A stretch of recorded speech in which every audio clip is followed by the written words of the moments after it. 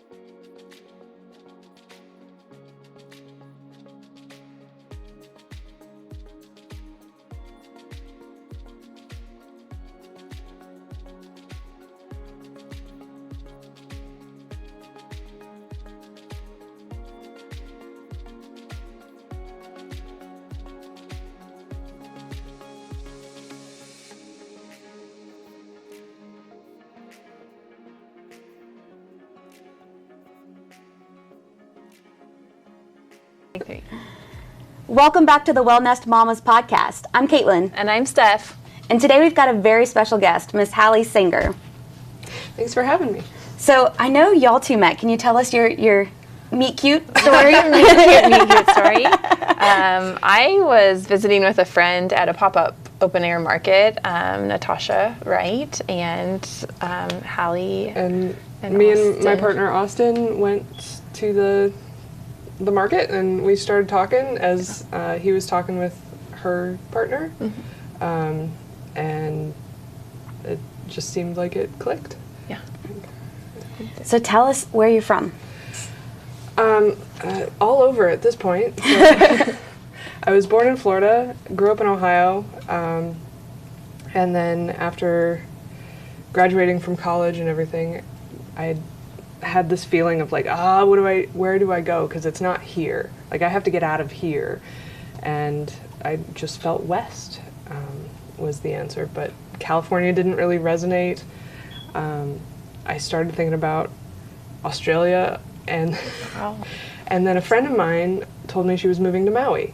And I was like, oh, Hawaii. That's west, and I don't have to get a visa.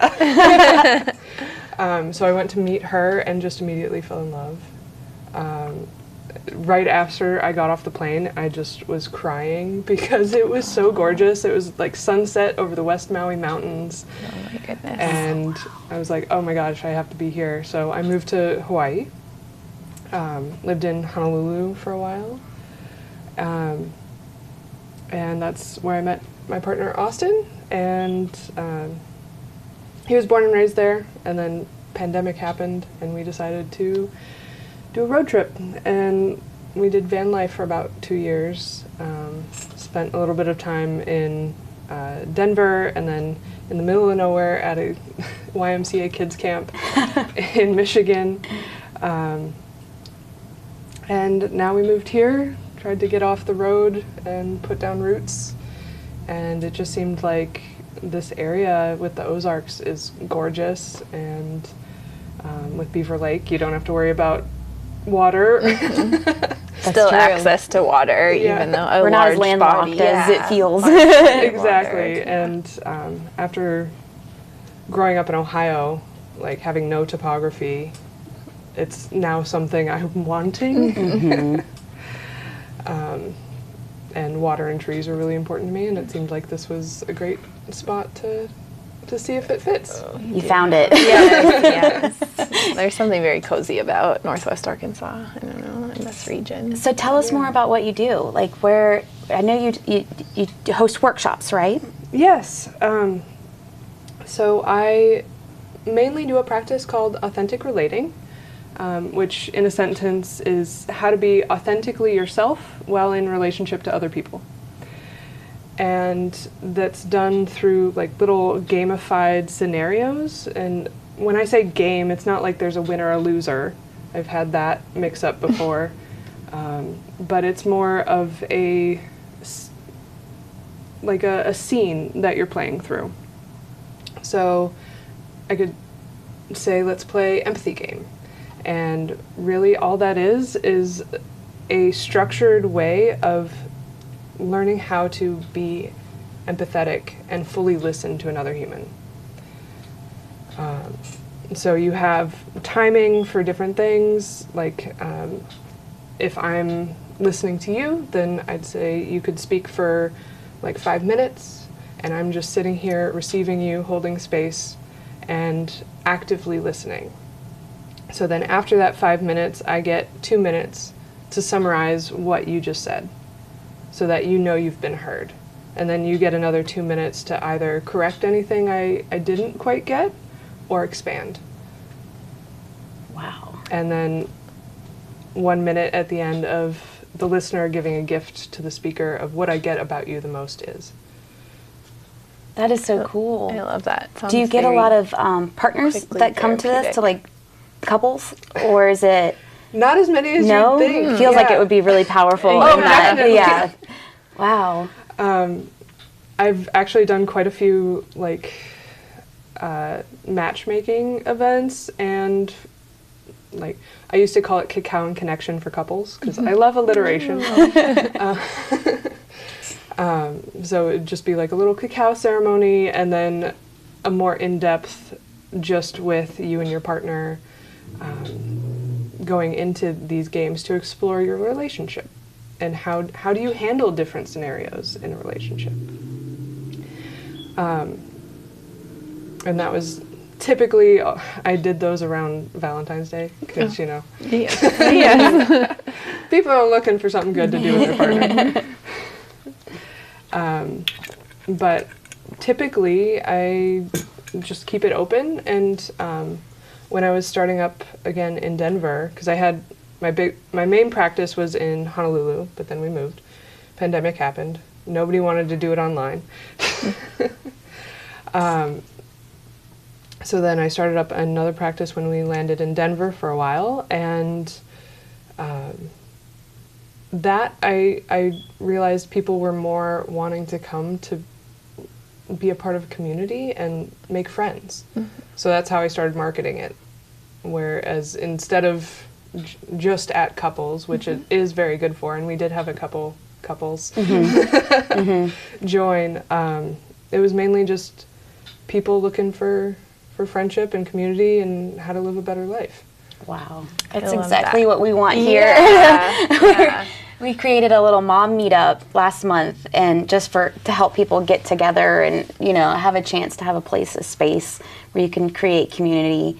And I love that. I feel like that's really important to the human experience. Oh, totally. Yeah. Yeah. Authentic relating is pretty worldwide at this point, but pretty underground, and that is the main story that I hear from people,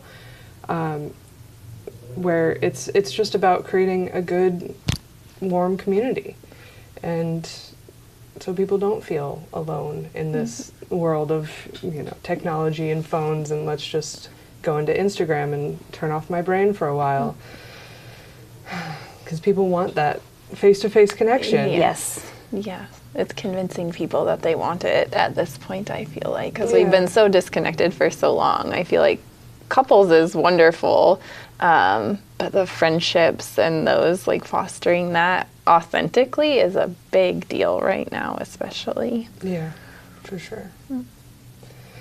So how did you stumble on that path? What got you there? I dated a guy. Yeah, so I met this guy at a like Friendsgiving, and he was doing those workshops. So I learned it vicariously through him, starting to go through his workshops, and then we dated for about 9 months, and then parted ways, but amicably.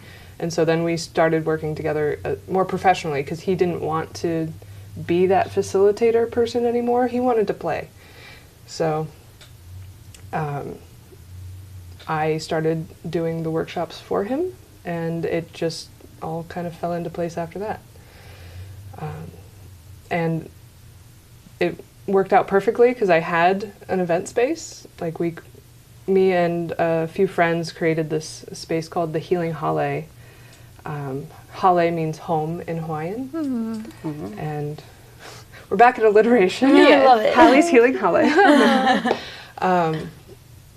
And that was just this perfect space for a bunch of, I hate to say haole, it's basically white person in Hawaiian. But people who aren't from the island, who are looking for community, started coming to our events, trying to meet people. And so we created this wonderful community space that way. Both through like sound journeys, cacao ceremonies, Reiki, if you guys know what that is, and now authentic relating. So it was a wonderful addition to that community space. Wonderful. I love that. So I guess next, what's kind of your philosophy when you're putting on workshops, like when someone's just walking in and they kind of don't have any idea like what is going on, but it's resonating with them, they're interested.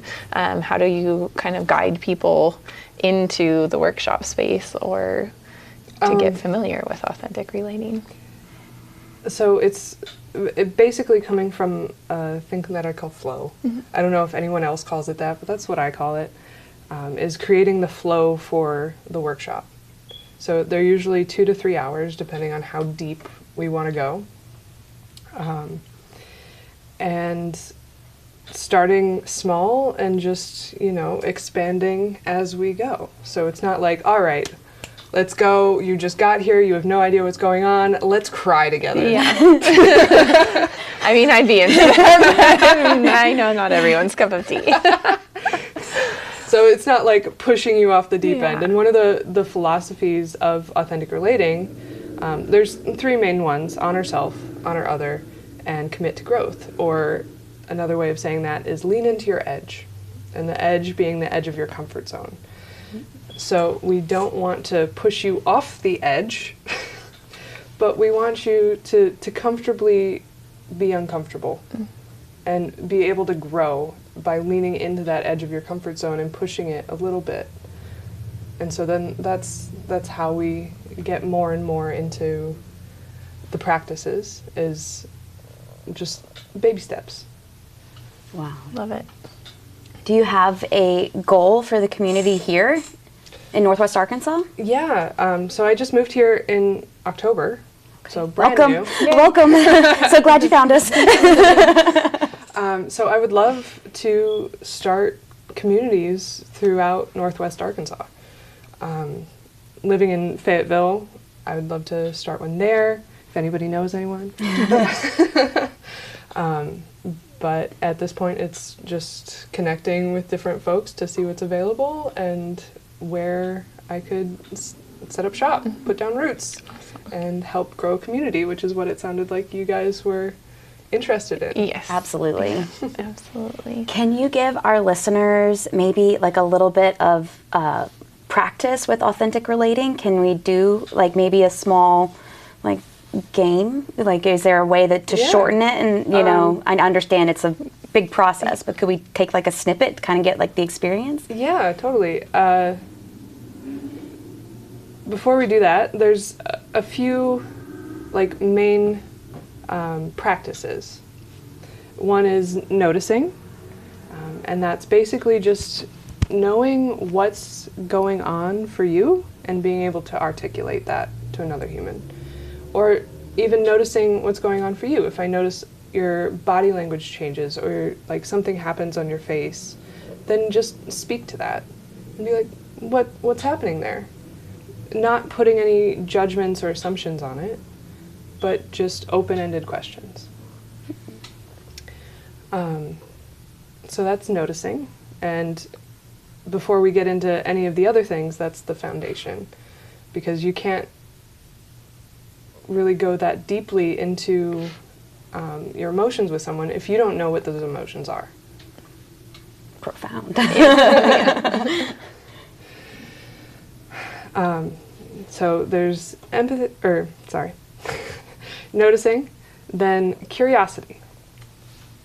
So curiosity is one of my favorites and definitely a big tool that you can just use absolutely anywhere. At the bar. I've known people who are just bored at the bar and just start talking to folks and like, oh, I'm curious about you. Tell me da-da-da. Or when you're meeting someone new, it's a great way to get to know someone. Just really diving into your own curiosity as opposed to our typical like headliner, oh, like how's the weather? What do you do?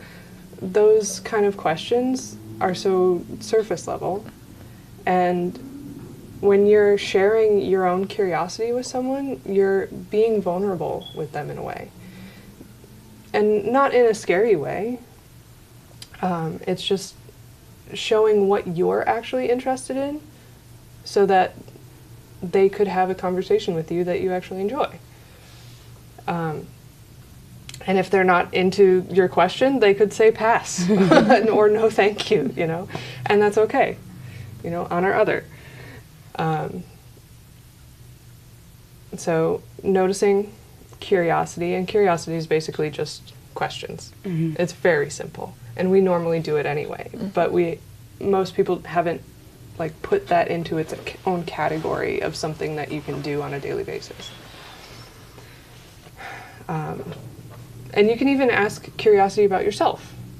In the noticing game, if you're unsure of what's going on, but you notice something's happening, you can just start asking yourself curious questions. Mm-hmm. Of like, oh, I notice a tightness in my chest. Like, what's there? Why am I feeling this? What does this have to say?